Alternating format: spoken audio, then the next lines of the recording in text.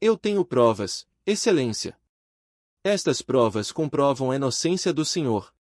O quê? Isso é impossível. Olhe, os documentos são conclusivos. É verdade, Excelência. A justiça vai prevalecer. Eu tenho provas. A empregada defende um milionário. No tribunal, o juiz congelou. Que entre o homem que assassinou o próprio pai por uma herança. A voz do promotor explodiu na sala do tribunal como um trovão, e cada palavra caiu sobre Emiliano Cardona como um tapa diante de todo o México. O murmúrio da multidão se transformou em um rugido. Jornalistas, curiosos, gente da alta sociedade, todos viraram a cabeça ao mesmo tempo para olhar o homem sentado no banco dos réus. Flashes, câmeras, sussurros venenosos que cortavam o ar como facas. É um monstro, murmurou uma mulher cheia de jóias na primeira fila. Matou o velho Augusto para ficar com tudo. Esses ricos não têm alma, respondeu outra, abanando-se com uma careta de repugnância. Emiliano Cardona, 38 anos. O herdeiro mais cobiçado do país. O homem que, até um mês atrás, estampava capas de revista como o solteiro mais desejado da nação. Agora estava ali, com os pulsos pálidos, a gravata torta e o olhar perdido num ponto qualquer do piso de mármore. Não levantava a cabeça. E não era porque fosse culpado, era porque ninguém naquela sala estava mais disposto a acreditar na sua inocência. O juiz, um homem de quase 70 anos, cabelo branco e rosto severo, bateu o martelo 3 vezes. Ordem! Exijo ordem na minha sala. O silêncio caiu de repente. Mas era um silêncio carregado de ódio. Todos tinham vindo para ver o grande Emiliano Cardona cair. Todos queriam a sua humilhação. Na tela gigante montada do lado de fora do Palácio da Justiça, milhares de pessoas acompanhavam o julgamento em tempo real. Nos bares, nas casas, nos mercados, o país inteiro tinha uma única pergunta na boca: como é que um filho podia matar o próprio pai por dinheiro? A promotoria tinha tudo. Ou era o que parecia. Excelência, começou o promotor, um homem magro, de voz afiada. Na noite de 14 de março, Dom Augusto Cardona, fundador do Império Cardona, foi encontrado morto em seu escritório. As provas são contundentes. O testamento havia sido alterado apenas 3 dias antes. E quem era o único beneficiado? O réu. O próprio filho. Um calafrio percorreu a sala. Temos testemunhas, continuou o promotor, andando de um lado para o outro com a confiança de um homem que já saboreava a vitória. Temos documentos. Temos motivo. Dom Augusto pensava em deserdar o filho por causa das dívidas, dos excessos, das vergonhas dele. E antes que pudesse fazer isso, apareceu morto. Mentira! A voz de Emiliano se quebrou pela primeira vez. Ele se levantou de um salto. Eu amava meu pai. Eu nunca faria mal a ele. Sente-se, ordenou o juiz. Eu não o matei, gritou Emiliano, e 2 guardas o agarraram pelos ombros. Alguém está me afundando. Alguém da minha própria casa. Sente-se ou eu o expulso da sala. Emiliano caiu de volta na cadeira, tremendo, os olhos vermelhos. Olhou em volta procurando um rosto amigo, um único olhar de compaixão. Não encontrou nenhum. Bem, quase nenhum. Porque, na última fileira da sala, encostada na parede, quase invisível entre os casacos caros e os perfumes franceses, havia uma mulher jovem que o olhava de um jeito diferente. Não com ódio. Não com curiosidade mórbida. Mas com uma dor profunda, silenciosa, que apertava o peito. Chamava-se Marisol Vega.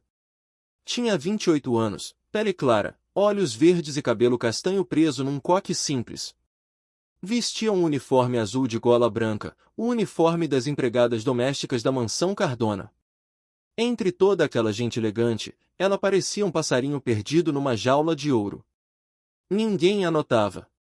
Ninguém nunca a notava. Durante anos, tinha sido invisível para aquela família. A moça que servia o café, a que passava as camisas, a que limpava em silêncio enquanto os patrões discutiam negócios milionários sem nem baixar a voz, como se ela não fosse mais do que um móvel. Mas os móveis, às vezes, veem tudo. E Marisol tinha visto. As mãos escondidas no colo apertavam com força a alça de uma velha bolsa de couro marrom, gasta pelo tempo. Dentro dela guardava algo. Algo que a queimava como brasa.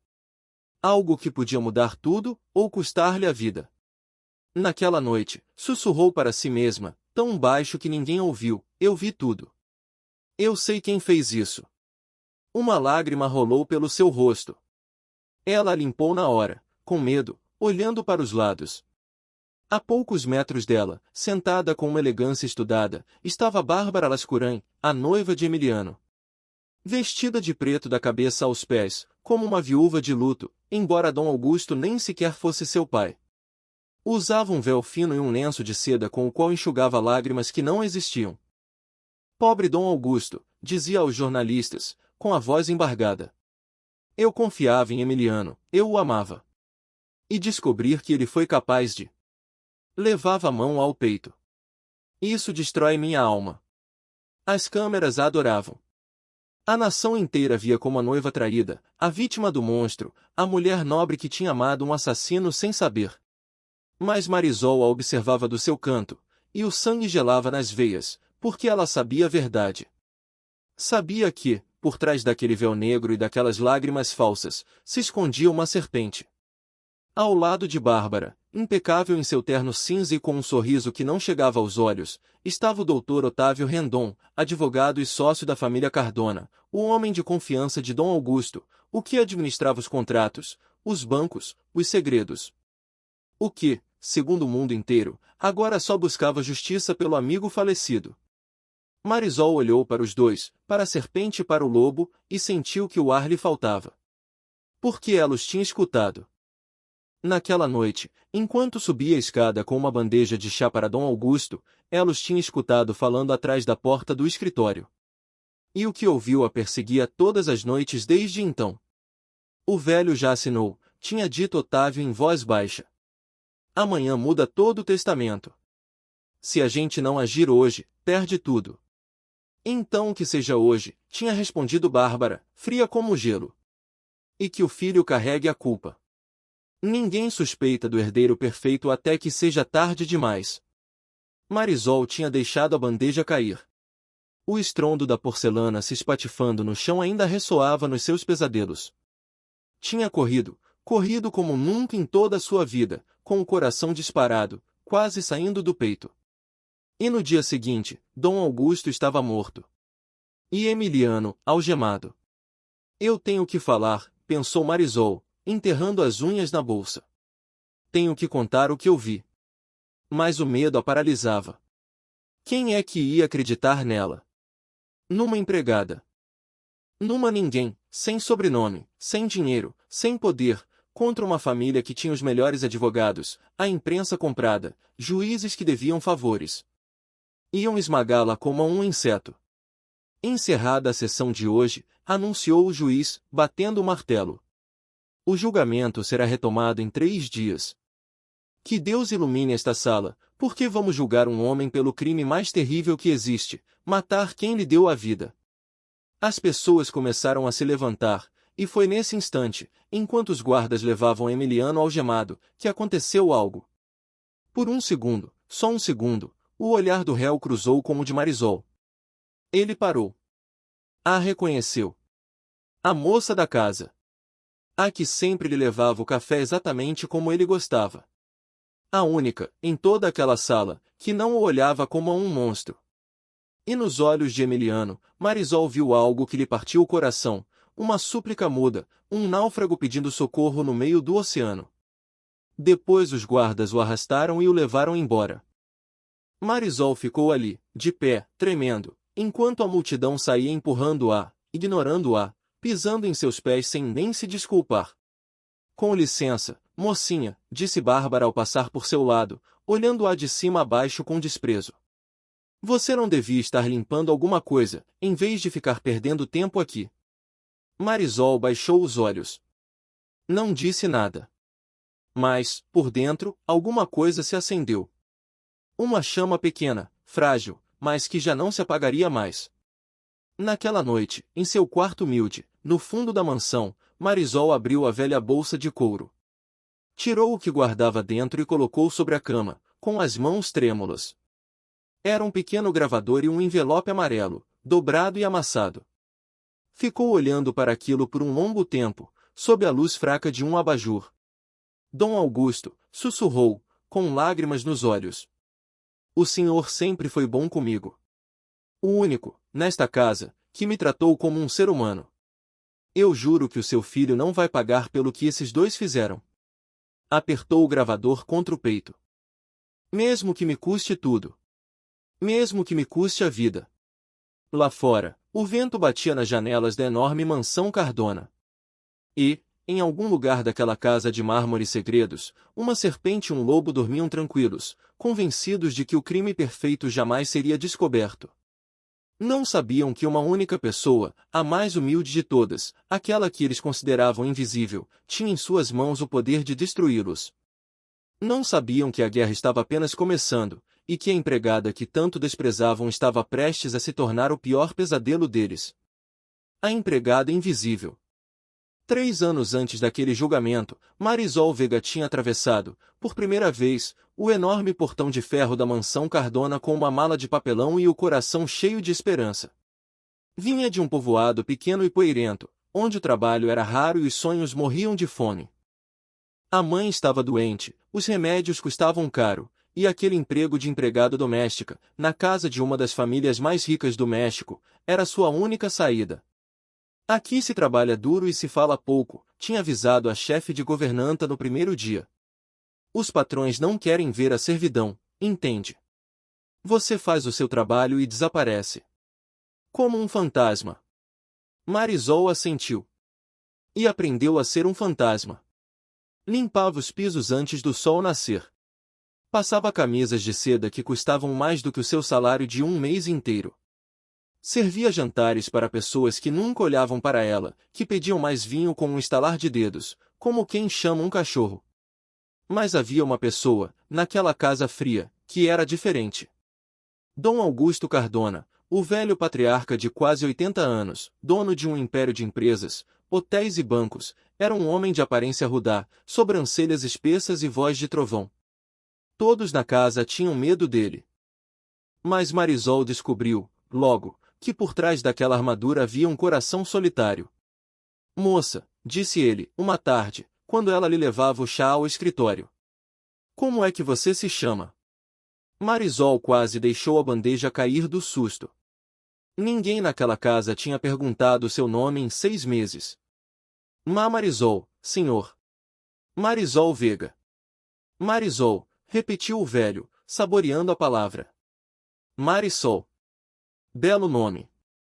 Olhou para ela com olhos cansados, mas gentis. Sente-se um momento. Faça companhia a este velho teimoso. Meus filhos não têm tempo para mim. Mas, pelo menos, você me serve o chá sem envenená-lo, espero. E soltou uma risada rouca. Marisol sorriu, tímida. E assim, pouco a pouco, sem que ninguém mais soubesse, nasceu entre eles uma amizade estranha e profunda, o milionário mais poderoso do país e a empregada mais humilde da sua casa. Dom Augusto contava histórias da sua juventude, de quando começou vendendo pão de bicicleta. Falava da sua falecida esposa, de como sentia a falta dela. E, às vezes, com a voz embargada, confessava suas dores mais íntimas. Meu filho Emiliano é um bom garoto, Marisol, disse, uma noite. As pessoas pensam que ele é um rico mimado e mal criado, mas ele tem bom coração. Só que está rodeado de gente que quer o dinheiro dele, não a ele. Aquela mulher, Bárbara, não me dá confiança. E esse Otávio? Negou com a cabeça. Há anos eu assino o que colocam na minha frente, mas, ultimamente, tenho visto coisas nas contas que não fecham. Marisol escutava em silêncio. Ela também tinha notado coisas. Tinha visto Bárbara experimentando as joias da falecida senhora Cardona, quando pensava que ninguém a observava. Tinha escutado ela falando ao telefone, baixinho, rindo, paciência, meu amor. Em breve o velho vai estar debaixo da terra, e tudo vai ser nosso. Tinha visto o Dr. Otávio entrando no escritório de madrugada, escondido, e saindo com pastas que não eram dele. Mas o que podia fazer uma empregada? A quem ela ia acusar? Quem é que acreditaria nela? Se algum dia me acontecer alguma coisa, moça, disse Dom Augusto, uma tarde, colocando em suas mãos um envelope amarelo. Guarde isso. Não entregue a ninguém desta casa. A ninguém. Está me entendendo? Só a justiça. Aqui tem verdades que podem queimar quem tocar nelas. Marisol guardou o envelope sem abrir, assustada. Não diga essas coisas, Dom Augusto. O senhor vai viver 100 anos. O velho sorriu, com tristeza. Os lobos já sentem o cheiro do meu sangue, Marisol. Eu sei. Mas, graças a Deus, ainda tenho alguém honesto nesta casa. A única aliada que Marisol tinha entre a servidão era a Dona Cuca, a cozinheira, uma mulher rechonchuda, de bochechas vermelhas e língua afiada, que já tinha 30 anos naquela casa e sabia todos os mexericos do mundo. Ai, minha filha, dizia Dona Cuca, enquanto amassava o pão. Essa casa está enfeitiçada, eu te digo. A única coisa boa que sobra aqui é o patrão velho e o meu pozole de domingo. O resto é só víbora de tacão alto e bajulador de gravata. Marisol ria. Dona Cuca era o seu único alívio naquele mundo de mármore frio. Você não confia nessa Bárbara, continuava a cozinheira, baixando a voz. Essa mulher tem a alma mais negra do que a minha frigideira queimada. E o tal advogado Otávio, pior ainda. Os dois andam em algo juntos. Eu te garanto. Já vi os dois cochichando pelos cantos, como ratos. E ninguém faz nada, perguntava Marisol. Quem, minha filha? Você e eu. Aos pobres ninguém escuta. Aqui mandam os que têm dinheiro. E a verdade, nesta casa, vale menos do que as migalhas que a gente varre. Aquelas palavras ficaram gravadas na memória de Marisol, porque acabaram se tornando uma profecia. Chegou a noite de 14 de março, uma noite que Marisol jamais esqueceria. Dom Augusto tinha pedido seu chá de camomila, como todas as noites. Marisol preparou a bandeja com cuidado, colocou a xícara favorita do patrão e subiu as escadas da mansão. Mas, ao se aproximar do escritório, escutou vozes.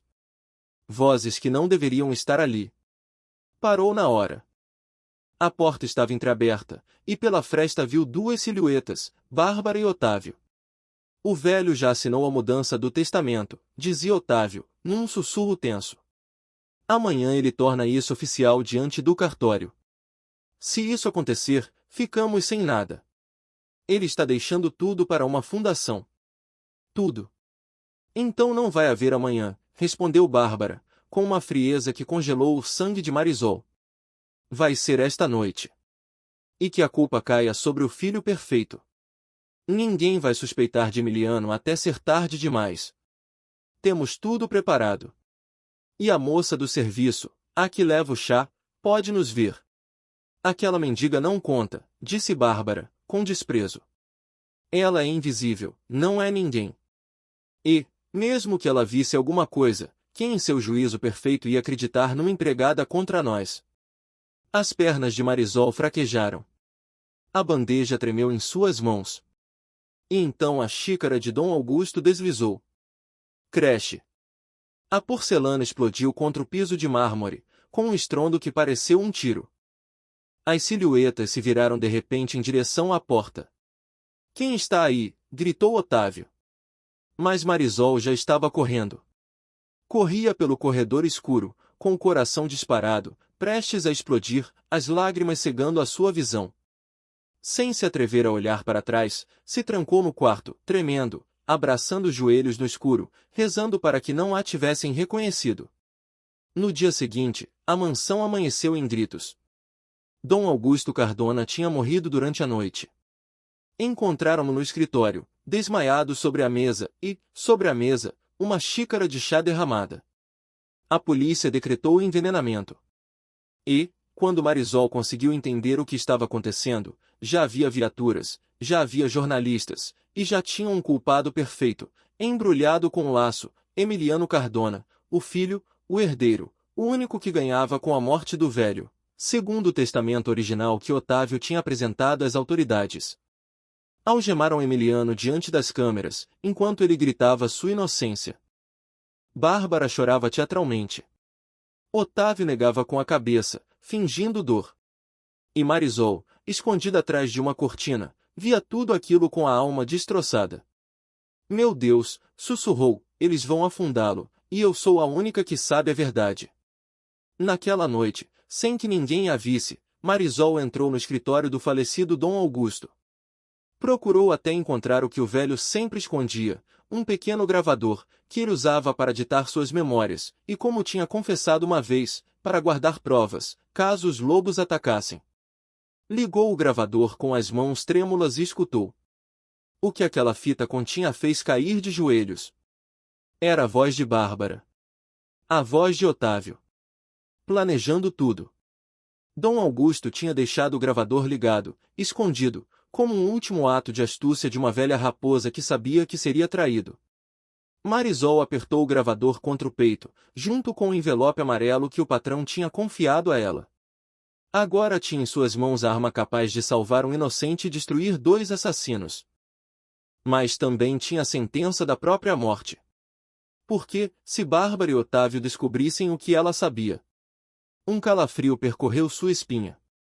Minha filha, a voz de Dona Cuca a assustou, vindo da porta. A cozinheira olhava com olhos sérios, sem rastro do seu habitual bom humor. Eu não sei o que você tem aí, e não quero saber. Mas vou te dizer uma coisa, e escute bem, nesta casa, gente que sabe demais termina morta. Igual ao patrão. Marisol engoliu em seco. Dona Cuca, esse garoto é inocente. Emiliano não matou o pai. Eu sei. Eu escutei tudo. A cozinheira fechou os olhos por um longo momento. Depois suspirou, se aproximou e pegou nas mãos dela. Então que Deus nos perdoe, criatura. Porque, se você decidir falar, todos os demônios do inferno vão cair sobre nós. Marisol olhou para o gravador. Olhou para o envelope. E pensou naquele homem trancado numa cela, condenado por um crime que não tinha cometido, olhando para ela com olhos de náufrago. Pensou em Dom Augusto, na sua risada rouca, na sua bondade, na última promessa que ela tinha feito a ele, sem ele nem saber. E, por primeira vez na vida, a empregada invisível tomou uma decisão que a tornaria visível para todo o México. Eu vou falar, Dona Cuca, disse, com a voz trêmula mais firme. Eu vou até esse tribunal. E, mesmo que seja a última coisa que eu faça nesta vida, vou dizer a verdade. Lá fora, os sinos de uma igreja distante badalaram à meia-noite. E a guerra da empregada contra o Império Cardona tinha apenas começado. #hashtag armadilha perfeita. A cela tinha cheiro de umidade, de ferrugem e de desespero. Emiliano Cardona, o homem que, semanas atrás, dormia em lençóis de seda e jantava em restaurantes 5 estrelas, agora estava sentado num catre de ferro, o rosto entre as mãos, escutando o gotejar de uma torneira quebrada na escuridão. Você tem visita, rosnou o guarda, abrindo a grade. Emiliano levantou a cabeça com um lampejo de esperança. Pensou em algum amigo, em algum sócio, em alguém, fosse quem fosse, que viesse lhe dizer que acreditava nele. Mas quem entrou foi Otávio Rendon. Impecável, com seu terno cinza e sua pasta de couro, com cheiro de colônia cara e de traição. Emiliano, velho amigo, disse o advogado, com um sorriso que não chegava aos olhos. Que pena te ver assim. Emiliano se levantou de um salto. Graças a Deus. Você tem que me tirar daqui. Você sabe que eu nunca faria mal ao meu pai. Você me conhece desde criança. Claro que te conheço, respondeu Otávio, colocando a pasta sobre a pequena mesa de metal. Por isso eu vim. Para te ajudar. O que eu tenho que fazer? O advogado abriu a pasta, lentamente, tirou alguns documentos e os deslizou sobre a mesa. Assine isso. Emiliano franziu a testa. O que é isso? Uma procuração. Enquanto você estiver indisposto, Otávio escolheu a palavra com cuidado. Alguém tem que administrar as empresas, os bancos, as propriedades. O Império Cardona não pode ficar sem cabeça. Assine, e eu cuido de tudo. E, de passagem, busco um jeito de te tirar daqui. Emiliano pegou os papéis, começou a ler, e, pouco a pouco, o rosto dele foi se endurecendo. Isso não é uma procuração temporária, Otávio. Isso me tira tudo. Se eu assinar, vocês ficam com o controle absoluto da fortuna do meu pai. Para sempre. O sorriso de Otávio esfriou um grau. Você está interpretando mal as coisas. Eu não estou interpretando nada. Emiliano amassou os documentos e os jogou no chão. Você está por trás disso. Você e a Bárbara. Vocês mataram meu pai. Otávio ficou imóvel. Depois, com uma calma aterradora, se inclinou para a frente e falou bem baixo, para que o guarda não escutasse. Escute bem, garoto rico. Você está sozinho. Ninguém acredita em você. A imprensa já te condenou. Os juízes já receberam o que tinham que receber. E as poucas testemunhas que poderiam te ajudar, digamos que mudaram de opinião. Sorriu. Você vai passar o resto da sua vida apodrecendo numa cela como esta, ou pior, a menos que assine e aceite o inevitável. Você é um monstro, sussurrou Emiliano, tremendo de raiva. Eu sou um sobrevivente, corrigiu Otávio, recolhendo a pasta. E os sobreviventes sempre ganham. Pense bem, Emiliano. Você tem muito tempo para pensar. Todo o tempo do mundo, na verdade. E saiu, deixando Emiliano sozinho de novo, com a alma em pedaços e os documentos amassados a seus pés. Enquanto isso, na mansão Cardona, Bárbara Lascuran comemorava. Tinha se mudado para o quarto principal, o que era de Dom Augusto, e dormia na cama dele. Usava o escritório dele. Dava ordens à servidão como se fosse a dona e senhora de tudo. Quero que troquem as cortinas, ordenava, andando de um lado para outro com uma copa de vinho tinto na mão. E aquele retrato do velho, tirem da parede. Me dá calafrios de ver o dia inteiro. Dona Cuca, que passava com uma bandeja, apertou os lábios para não dizer o que pensava. Marisol, ao lado dela, baixou os olhos. Ah! E você, Bárbara? Apontou para Marisol, com um dedo de unhas perfeitas. Venha aqui. Marisol se aproximou, o coração martelando. Sim, senhora. Bárbara olhou para ela de cima a baixo, devagar, como uma cobra estudando um rato. Eu não te conheço de algum lugar, moça. Seu rosto me é familiar. Não, não, senhora. Eu só limpo. Sou do serviço. Bárbara deu um gole no vinho. Tem algo em você que eu não gosto. Uma empregada que olha demais. Você olhava muito, não é? Você via coisas durante a noite. O sangue de Marisol congelou. Mas ela manteve a calma, milagrosamente. Eu só vejo a poeira que tenho que limpar, senhora. Nada mais. Bárbara observou por um longo momento. Depois sorriu, lentamente. Espero que seja isso. Porque sabe de uma coisa, mocinha? Nesta casa, as coisas que vêm demais terminam quebradas. Como aquela xícara que se quebrou na noite que o patrão morreu. Inclinou-se para ela. Que pessoa mais torta que deixou cair, não acha? Marisol sentiu o mundo desabar sobre ela. Sabiam. Suspeitavam dela. Com licença, senhora, murmurou, e se retirou antes que as pernas falhassem. Na cozinha, Dona Cuca a encontrou pálida como papel, encostada na parede. Filha, o que aconteceu? Você está branca como minha farinha. Elas sabem, Dona Cuca, sussurrou Marisol. A Bárbara sabe que fui eu quem quebrou a xícara naquela noite. Ela suspeita de mim. A cozinheira deixou a colher de pau cair. Virgem Santíssima! Você tem que ter muito cuidado, criatura. Essa mulher não perdoa. Naquela mesma noite as coisas pioraram. Marisol subiu para o quarto, exausta, e, ao abrir a porta, sentiu que algo estava errado. O ar tinha um cheiro diferente. As coisas dela estavam fora de lugar. O colchão, torto. A gaveta da cômoda, entreaberta. Alguém tinha revistado o quarto. Com o coração na garganta, correu até o canto onde escondia o gravador e o envelope amarelo, dentro de uma velha lata de biscoitos, por trás de uns trapos, no fundo do armário. As mãos tremiam tanto que quase derrubou a lata. Abriu. O gravador continuava lá. O envelope também. Marisol fechou os olhos e soltou o ar que estava prendendo. Por um milagre, pela graça de Deus, não tinham encontrado. Mas a mensagem era clara, estavam vigiando-a, estavam caçando-a. E então, sobre o travesseiro, viu um papel dobrado. Pegou com os dedos trêmulos. Desdobrou. Tinha apenas uma frase escrita com letras recortadas de revista, como nos filmes de terror. Bocas que falam demais se calam para sempre. Cale-se, se quer viver. Marisol deixou o papel cair. As lágrimas rolaram pelo rosto.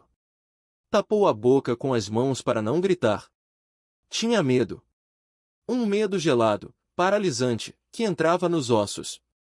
Era apenas uma mulher, sozinha, pobre, sem poder, contra dois assassinos que tinham dinheiro, advogados, juízes comprados, e metade do país do lado deles. O que é que ela podia fazer? Quem ia protegê-la? Quem ia acreditar nela? Sentou-se no chão, abraçando a lata de biscoitos contra o peito, e chorou em silêncio por um longo tempo. Queria desistir. Queria fugir. Queria pegar suas poucas coisas, voltar para o seu povoado e esquecer que um dia tinha posto os pés naquela casa. Mas então, na sua mente, apareceu o rosto de Emiliano, aquele olhar de náufrago no tribunal, e a voz de Dom Augusto ressoou na sua memória, rouca e calorosa. Graças a Deus, ainda tenho alguém honesto nesta casa. E ela soube que não podia fugir. Que, se ficasse calada, um inocente pagaria por um crime que não cometeu. Que o sangue de Emiliano cairia sobre a sua consciência para sempre. Não, sussurrou, secando as lágrimas com rabia. Eu não vou me deixar vencer pelo medo. Dom Augusto confiou em mim, e eu não vou falhar com ele. Ao amanhecer, enquanto a casa dormia, Marisol tomou uma decisão. Sabia que, na mansão, nada estava seguro, que, em qualquer momento, podiam encontrar o gravador.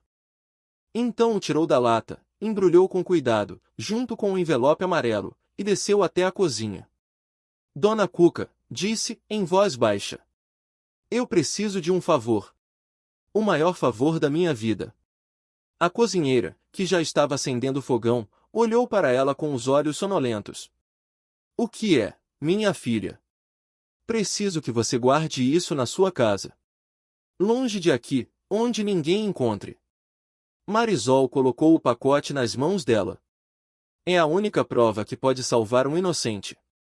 E, se algo me acontecer, se eu não conseguir chegar ao julgamento, você leva isso à justiça.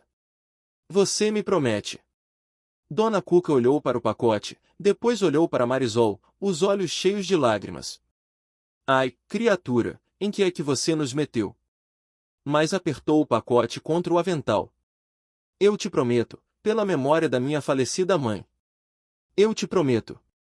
Isso vai ficar mais seguro do que o ouro no banco. As duas mulheres se abraçaram na penumbra da cozinha, duas almas humildes se plantando contra um império inteiro. Faltam 2 dias para o julgamento, disse Marisol, se afastando. 2 dias. Eu tenho que resistir 2 dias sem ser descoberta, e depois vou entrar nesse tribunal, e, mesmo que o céu caia sobre mim, vou dizer o que eu vi. Lá fora, o sol começava a nascer sobre a mansão Cardona, dourando as paredes de mármore. Mas, dentro, no escritório, Bárbara desligava o telefone com um sorriso frio. Otávio, disse ao homem que a acompanhava. Aquela moça do serviço, a que quebrou a xícara, está começando a me incomodar. Cuide dela antes do julgamento. Otávio assentiu, ajeitando a gravata. Considere feito. Uma empregada de menos. Quem vai sentir falta? E, naquele instante, sem que nenhuma das duas mulheres soubesse, o relógio da morte começou a correr contra Marisol Veiga. A prova escondida faltava só um dia para o julgamento, e Marisol Veiga sabia que sua vida estava por um fio. Não tinha dormido. Não conseguia. Cada rangido da velha mansão a fazia pular. Cada sombra parecia um assassino esperando-a na escuridão. A ameaça recortada de revista continuava gravada a fogo na sua mente. Cale-se, se quer viver. Mas ela tinha decidido não se calar. E isso, naquela casa, era uma sentença de morte. Naquela manhã, enquanto passava o pano no piso do grande salão, escutou passos. Levantou os olhos e o sangue gelou. Era o doutor Otávio, se aproximando com aquele sorriso de tubarão que revirava o estômago dela. Bom dia, moça, disse, parando diante dela. Marisol, não é? É assim que você se chama? Sim, doutor, respondeu ela, sem soltar o pano, como se fosse um escudo. Que nome bonito! Otávio colocou as mãos nos bolsos. Sabe, eu tenho pensado em você. Uma moça tão trabalhadora, tão discreta. Você merece algo melhor do que limpar pisos a vida inteira. Marisol não respondeu. Já sabia onde aquilo ia dar. Vou te fazer uma proposta, continuou o advogado, tirando um maço de notas do bolso do paletó e deixando-o sobre a mesa mais próxima. Isso é mais do que você ganharia em 5 anos. É seu. Você só tem que fazer uma coisinha, desaparecer. Tire umas férias, vá para o seu povoado, bem longe, e não volte até o julgamento terminar. O que você me diz? Marisol olhou para o dinheiro. Era uma fortuna. Com aquilo, podia pagar os remédios da mãe por anos. Podia comprar uma casinha. Podia começar de novo, longe de todo aquele horror. Por um segundo, hesitou. E Otávio percebeu. Pense bem, disse, suavizando a voz. Você é uma mulher inteligente. Para que se meter em problemas que não são seus? Essa não é a sua luta, Marisol.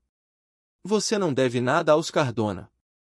Pegue o dinheiro, seja feliz, e esqueça tudo o que você pensa que viu. Marisol levantou os olhos, e, então, no mais profundo do seu ser, escutou de novo a voz de Dom Augusto. Viu o rosto de Emiliano atrás das grades. E soube, com uma certeza absoluta, o que tinha que fazer. Empurrou o maço de notas de volta para ele. Guarde o seu dinheiro, doutor, disse, com a voz trêmula mais firme. Eu não me vendo para ninguém. E muito menos para um assassino. O sorriso de Otávio desapareceu de repente. O rosto dele se transformou. A máscara caiu, e, por baixo, apareceu algo frio, cruel, perigoso. Você está cometendo um erro muito grave, moça, sussurrou, se aproximando tanto que Marisol pôde sentir o cheiro do seu hálito. Um erro que você vai lamentar. Tem gente que já desapareceu por muito menos do que você pensa que sabe. Seria uma pena se algo te acontecesse. No caminho para o tribunal, Marisol apertou o pano com todas as forças. Eu não tenho medo de você, mentiu, levantando o queixo. Devia ter, respondeu ele, e se foi. Naquela tarde, Marisol foi procurar a única pessoa que acreditava que podia ajudá-la. Tinha lido no jornal que um repórter chamado Ramiro Tess tinha escrito uma matéria duvidando da culpa de Emiliano, o único, em todo o México, que se atrevia a questionar a versão oficial.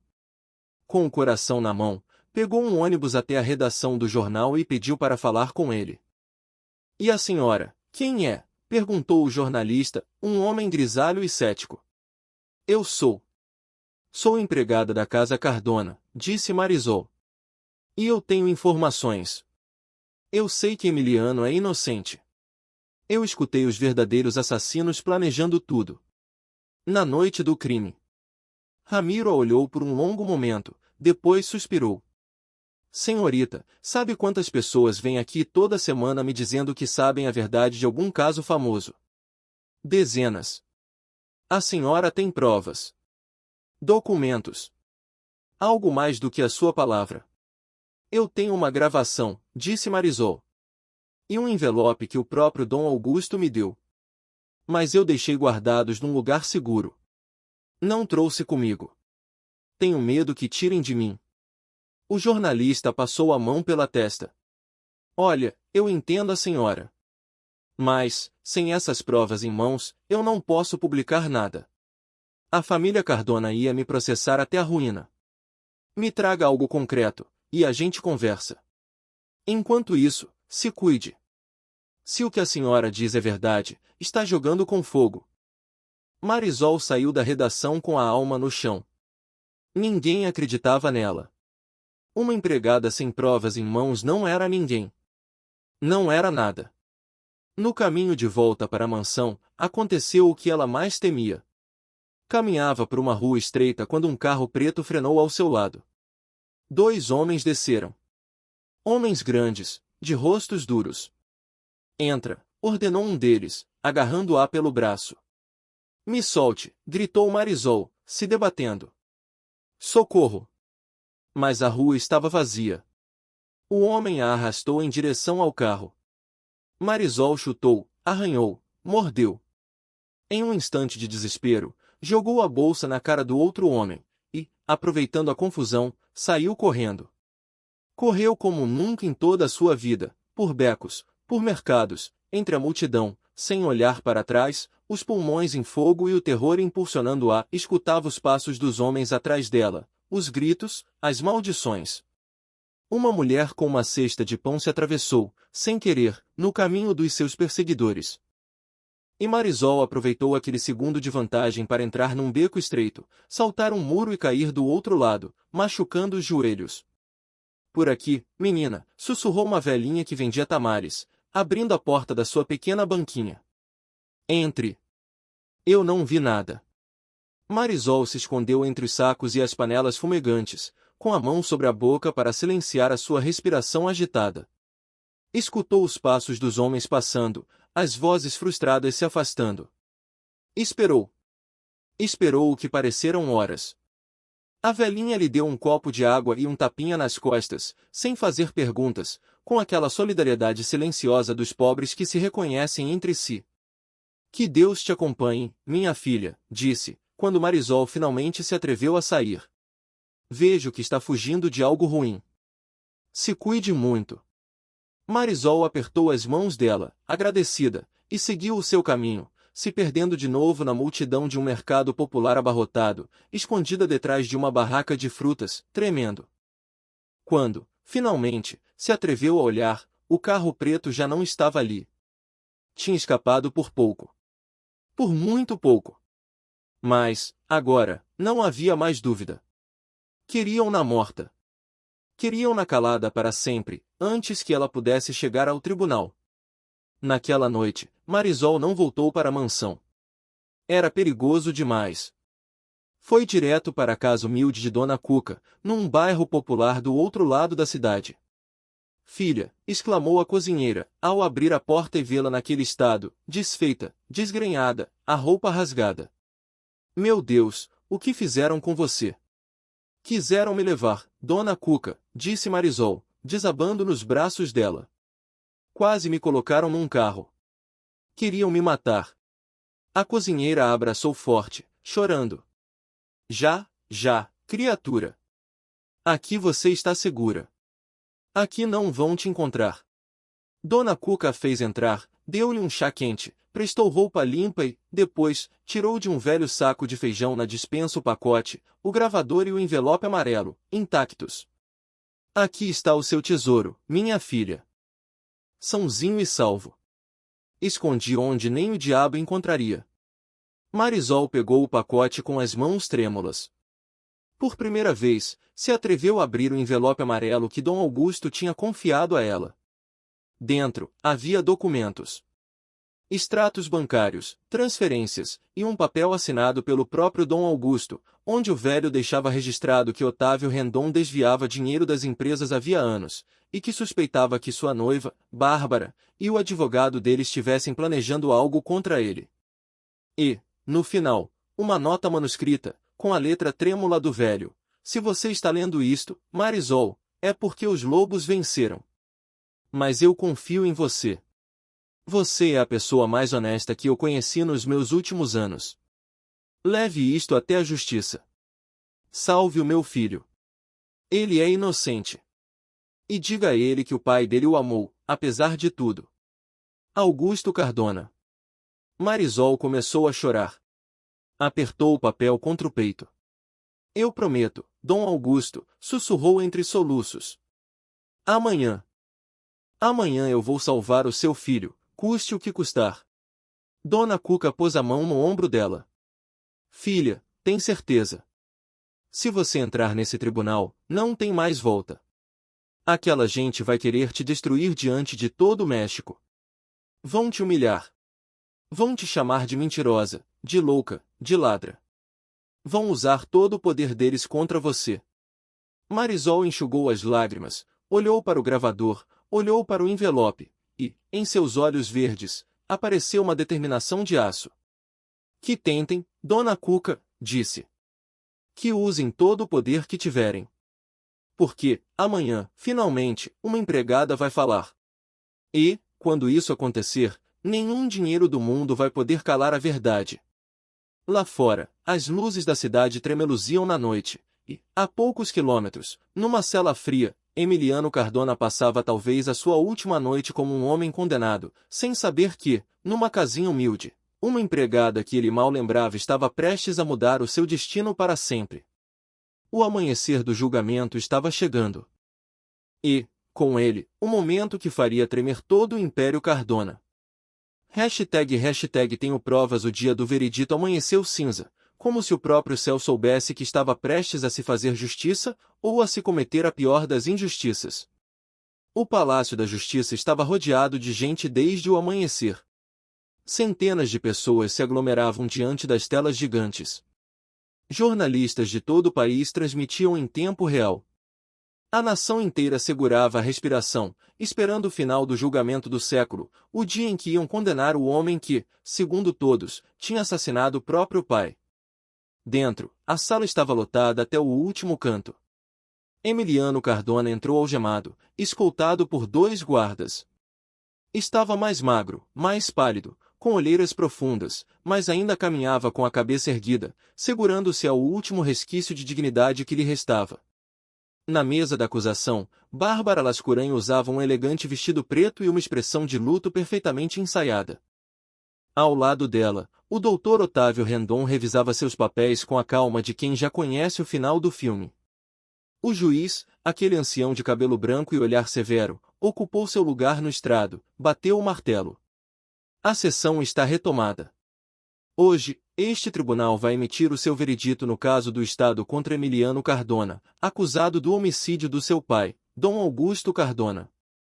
Fez uma pausa solene. Antes de proceder, a defesa tem algo a acrescentar.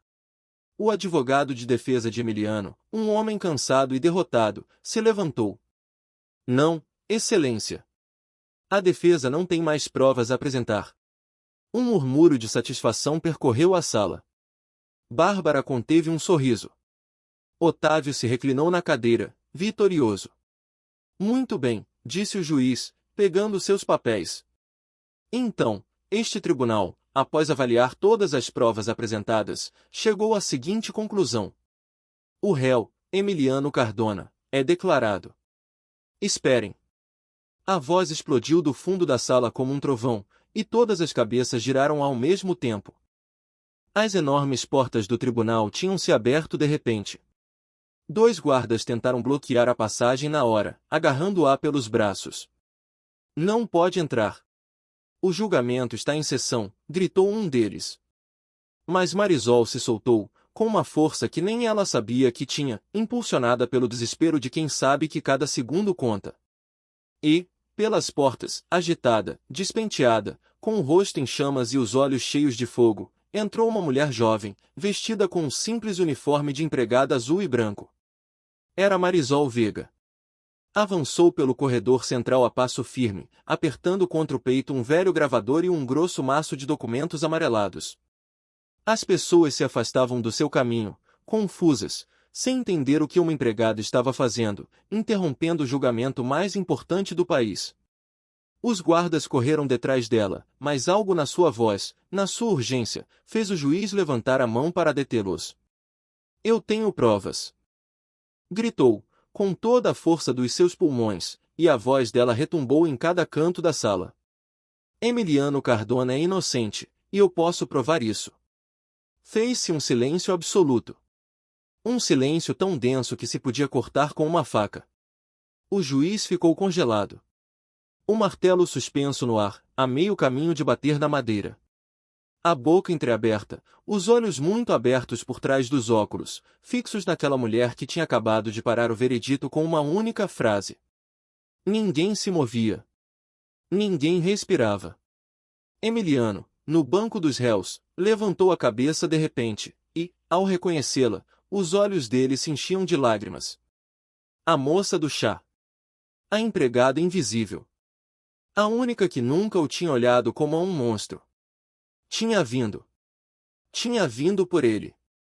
Durante semanas, trancado naquela cela fria, Emiliano tinha perdido a fé em tudo e em todos.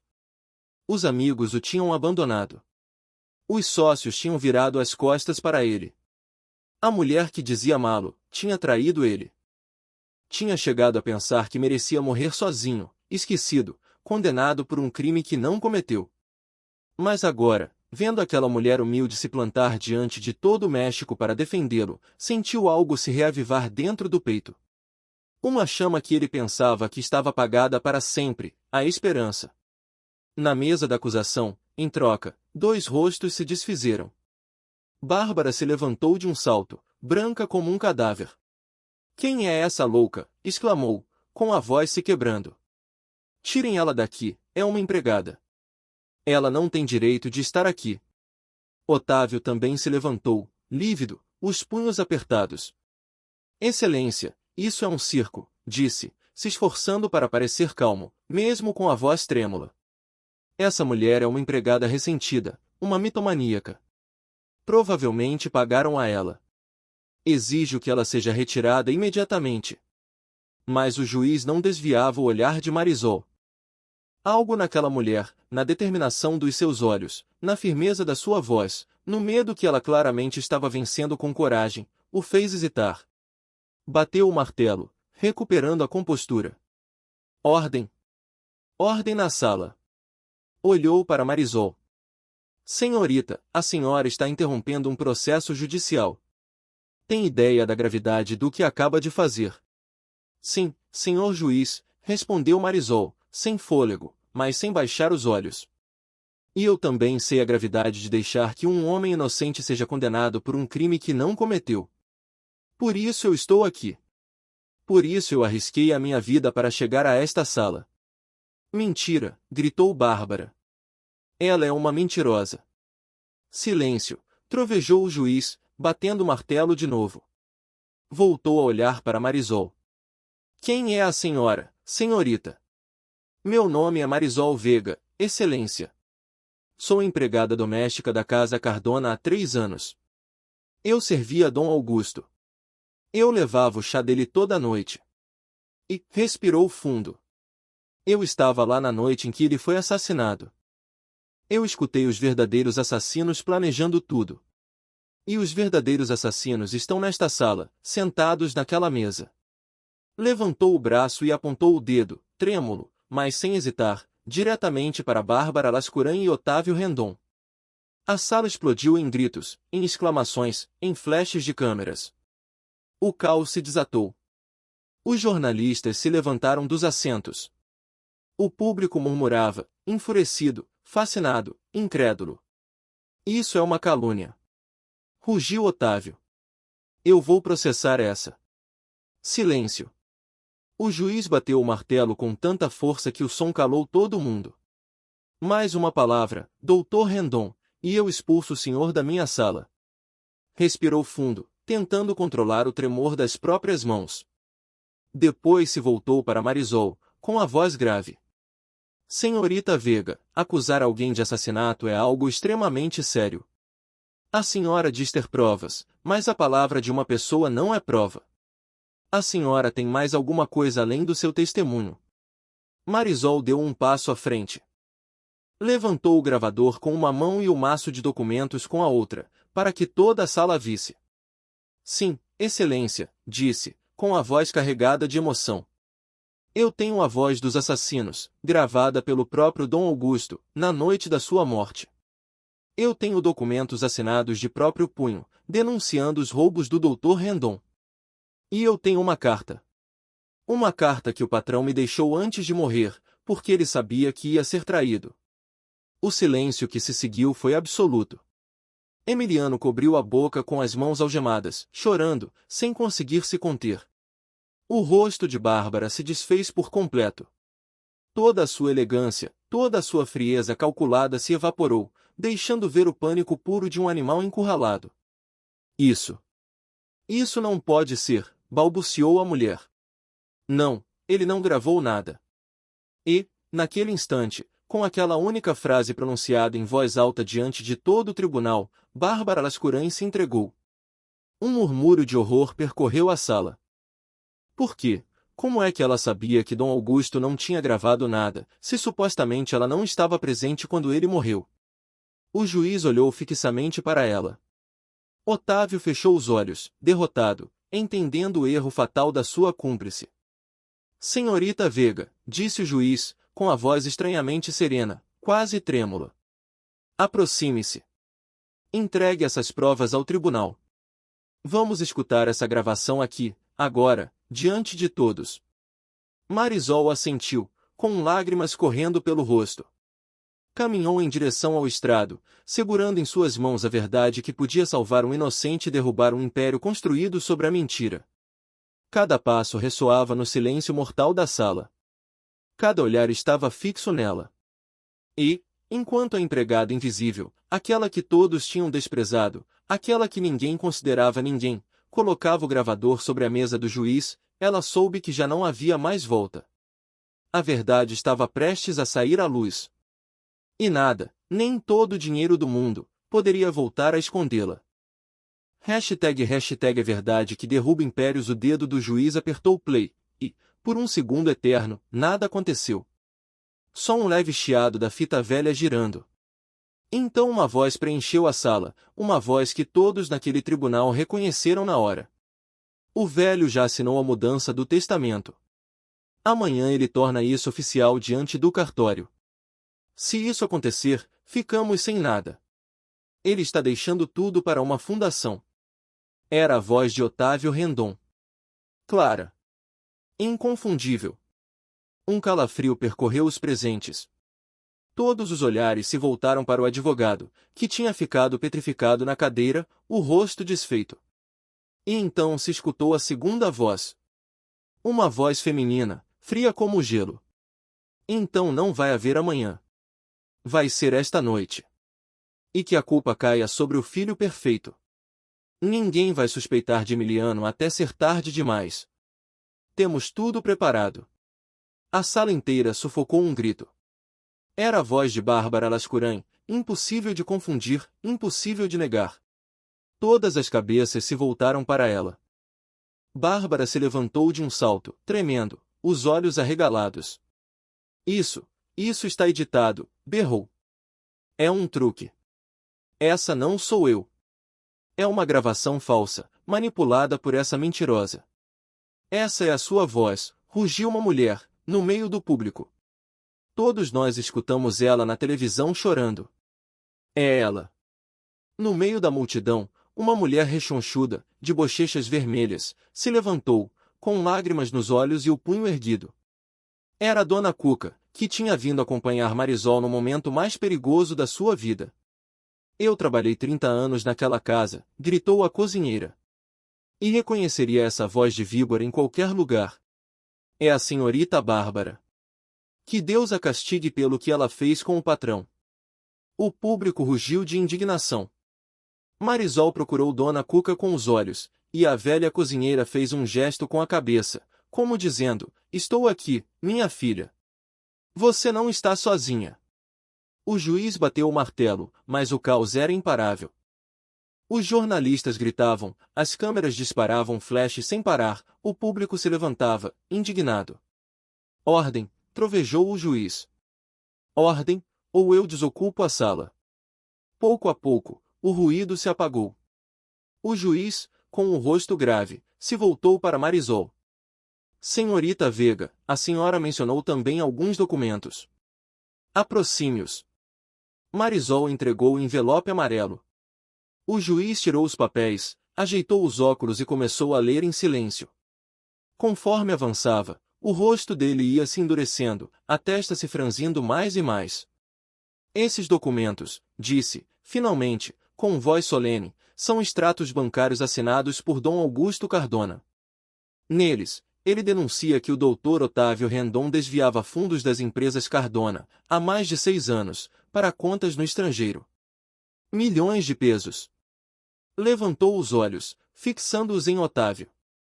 E ele adverte que, se isso fosse descoberto, seu sócio seria capaz de qualquer coisa para silenciá-lo. Otávio desmoronou na cadeira, pálido como cera. Toda a sua arrogância tinha evaporado. Tem mais, Excelência, disse Marisol, com a voz trêmula. Tem uma carta. A última que Dom Augusto escreveu. Por favor, leia em voz alta, para que todos saibam quem era, de verdade, aquele homem, e o quanto ele amava o filho dele. O juiz tomou a carta manuscrita e, diante do silêncio absoluto da sala, leu em voz alta: se você está lendo isto, Marisol, é porque os lobos venceram. Mas eu confio em você. Você é a pessoa mais honesta que eu conheci nos meus últimos anos. Leve isto até a justiça. Salve o meu filho. Ele é inocente. E diga a ele que o pai dele o amou, apesar de tudo. Augusto Cardona. A voz do juiz se quebrou na última linha.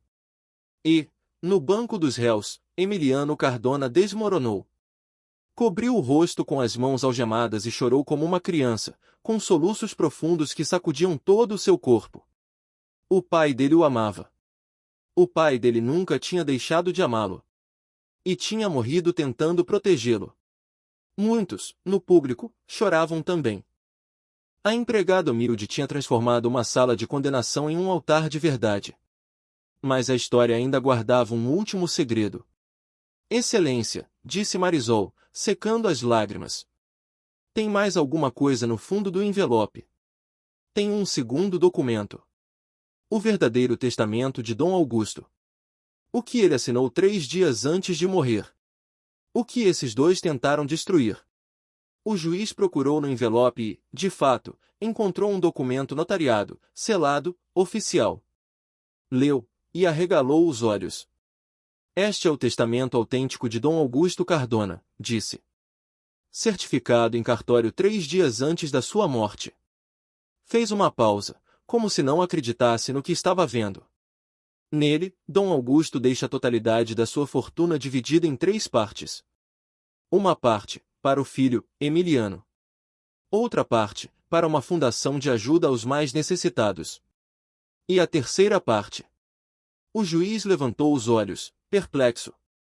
A terceira parte, em nome da senhorita Marisol Vega, por ser a única pessoa que me tratou como um ser humano, e não como uma carteira com pernas.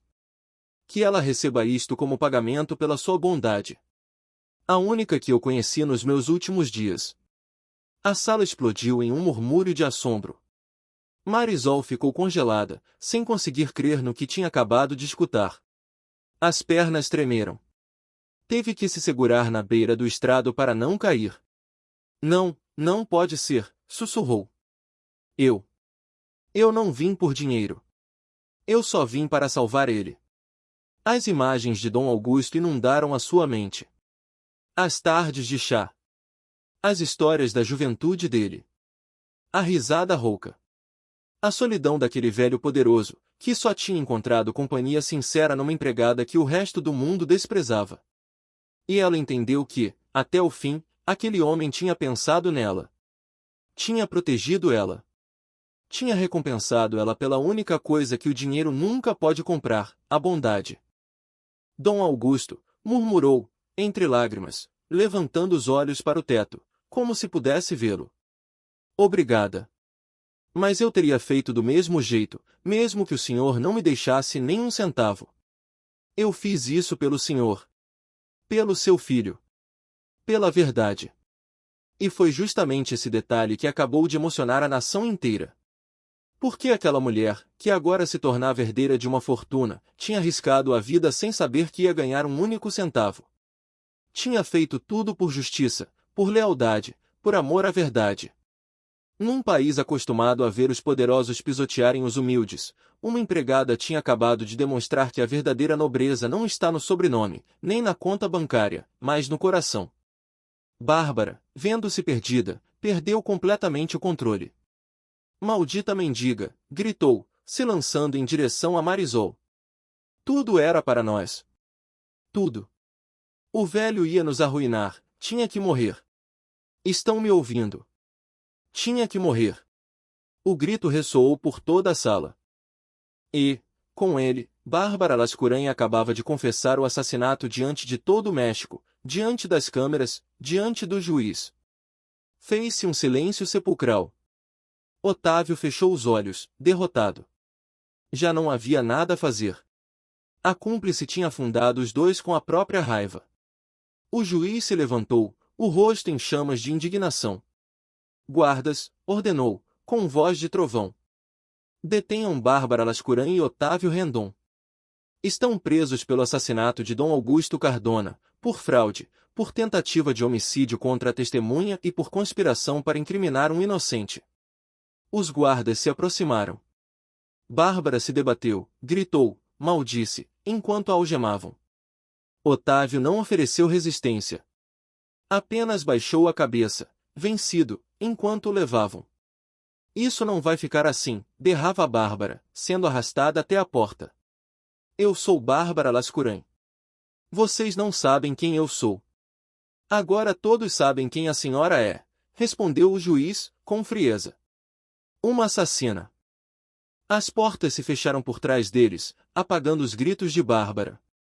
E então o juiz se voltou para Emiliano. A voz, antes severa, agora soava quase suave. Emiliano Cardona. À luz das provas apresentadas pela senhorita Marisol Veiga, a gravação, os documentos, o testamento autêntico e a confissão dos verdadeiros culpados, este tribunal não tem nenhuma dúvida. Pegou o martelo. Eu o declaro inocente de todas as acusações. O senhor está livre. E este tribunal oferece suas mais profundas desculpas pela injustiça que esteve a ponto de cometer. O martelo bateu na madeira, e a sala inteira explodiu em aplausos. Os guardas retiraram as algemas dos pulsos de Emiliano. Ele ficou de pé por um momento, atordoado, livre, sem conseguir acreditar.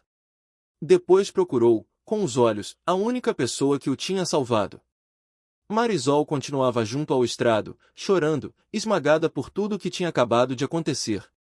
Os olhares dos dois se encontraram através da sala cheia de gente, de câmeras, de aplausos.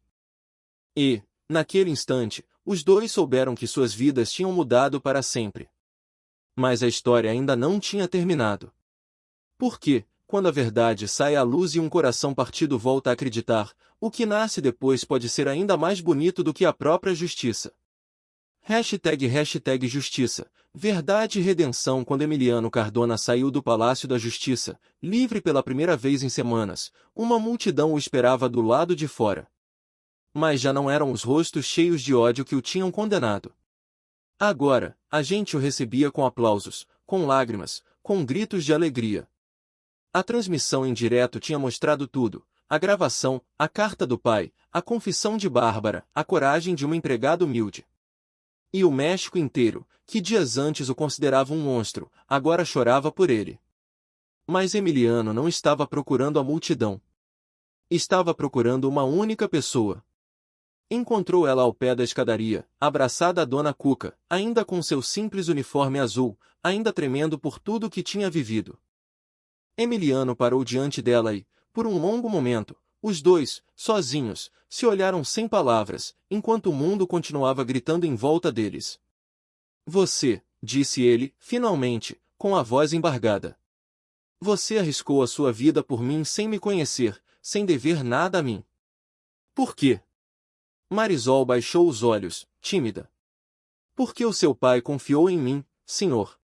E porque eu sabia que o senhor era inocente. Eu não podia ficar calada vendo como condenavam um homem bom por um crime que ele não cometeu. Eu não teria conseguido viver com isso. Emiliano negou com a cabeça, emocionado. E então fez algo que deixou toda a multidão sem fôlego, algo impensável para um homem da sua posição. O grande Emiliano Cardona, herdeiro do império mais poderoso do país, se inclinou, tomou a mão da empregada entre as suas, e a beijou com respeito, como quem beija a mão de uma rainha.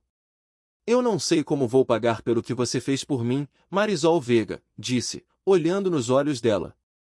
Mas eu juro que vou passar o resto da minha vida tentando. Marisol ficou vermelha até as orelhas. Dona Cuca, ao lado dela, levou o avental aos olhos e começou a chorar de felicidade. Ai, Deus do céu, soluçava a cozinheira. Eu sabia que essa menina tinha um coração de ouro. Eu sempre disse isso. Nas semanas que se seguiram, a justiça seguiu seu curso implacável. Bárbara Lascuran e Otávio Rendon foram julgados pelo assassinato de Dom Augusto Cardona, por fraude, por tentativa de homicídio e por conspiração.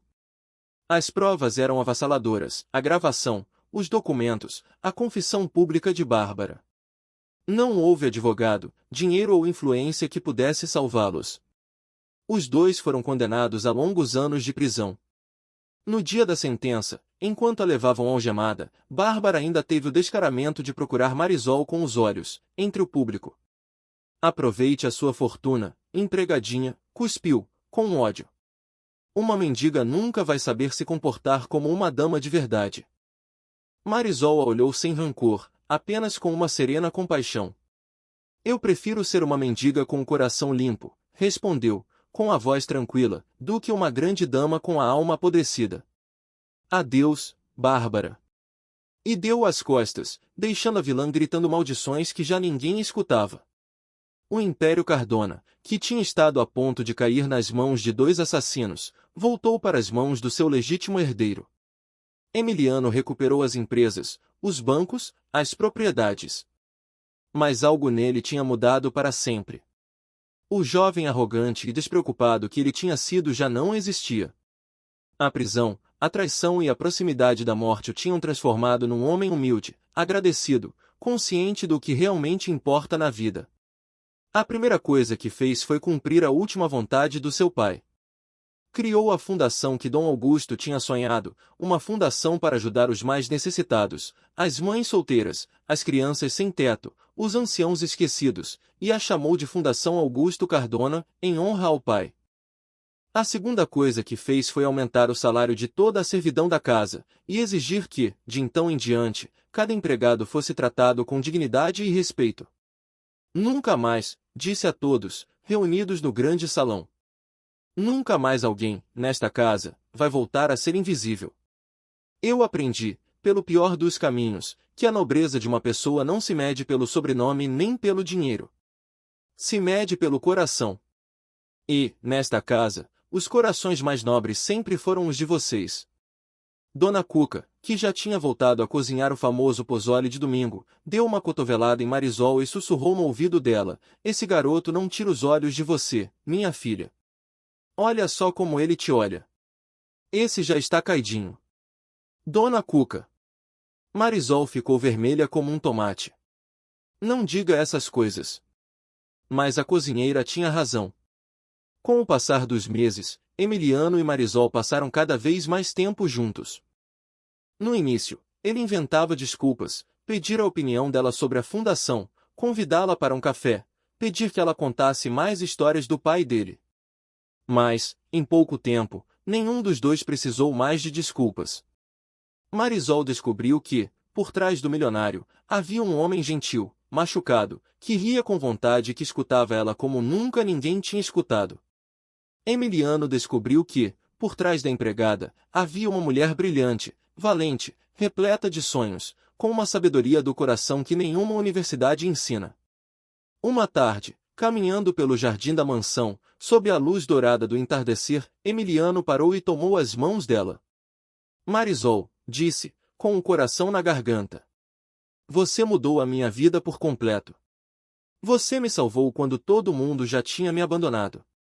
Você me ensinou o que realmente vale a pena. E, desde então, eu não consigo parar de pensar em você." Respirou fundo. Eu sei que venho de um mundo diferente do seu. Sei que as pessoas vão falar. Mas eu não me importo com o que dizem. Eu só me importo com uma coisa, que você fique ao meu lado para sempre. Os olhos de Marisol se enchiam de lágrimas. Emiliano, eu sou só uma empregada. Eu. Não, a interrompeu ele, com doçura, acariciando o rosto dela. Você é a mulher mais extraordinária que eu já conheci na minha vida. Você é a minha heroína. Você é a minha salvação. E, se você me deixar, eu quero que você seja minha esposa. Marisol não conseguiu conter o pranto. Assentiu com a cabeça, incapaz de falar, e se lançou nos braços dele.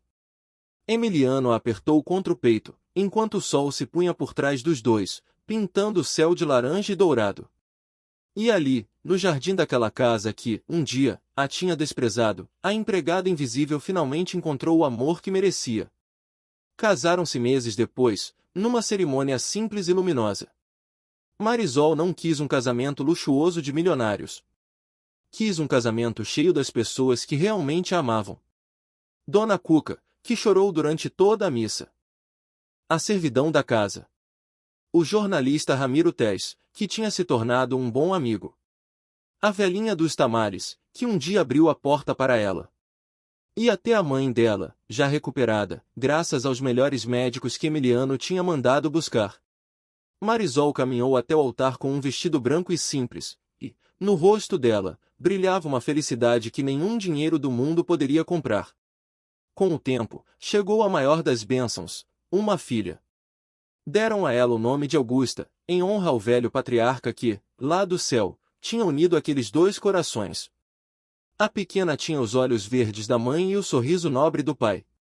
Às vezes, nas tardes tranquilas, Marisol saía para o jardim com a filha no colo e olhava para o retrato de Dom Augusto, que agora estava na parede do salão principal, com toda a honra. Sabe, meu amor, sussurrava para a pequena Augusta.